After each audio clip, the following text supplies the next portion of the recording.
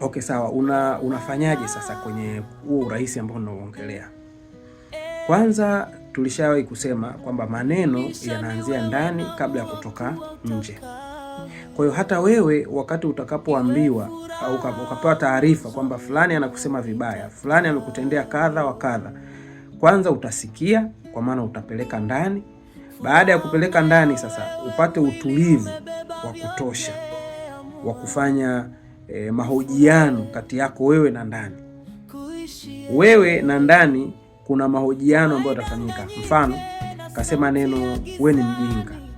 Sasa ndani ile neno kuna washauri wako ndani yako atakwambia kwa nini nakwambia wewe ni mjinga. Sasa wewe una hoji, huyo anayekuhoji unamwambia kwani mjinga ni kitu kibaya? Mjinga ni mtu asiyejua. Lakini asingestahili kukuambia, yeye kakusaidia sana, ni mtu ambaye umemsaidia sana, unafanya naye mambo mengi. Unaiambia sauti inakwambia hivyo. Sasa ulitaka amfanyie nani? Nani ambiwe yeye ndo mjinga kama sio mimi? Lakini hajafanya vizuri. Nasema kafanya vizuri kwa sababu ametumia nafasi yake kama mwanadamu, ametumia fursa yake kama mwanadamu, kwa maana ya kufanya yale ambayo mwanadamu anatakiwa yafanye. Ulitaka nani mwingine afanye? Ulitaka nani mwingine aambiwe?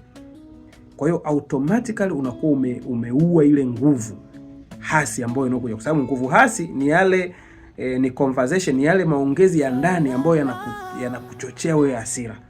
Kwa hiyo yazime yale maongezi ya ndani yanayochochea. Mfano, anakuja mtu anakwambia mke wako au mume wako tumemkuta sehemu fulani anafanya jambo kadha kadha kadha ambalo sio.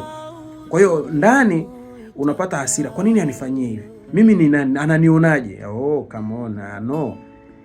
Wewe sasa ndio wa kuneutralize ndani, kuhakikisha kwamba kinachotoka baada ya maongezi yako, baada ya conversation za ndani, kinatoka kikiwa smoothly, happily.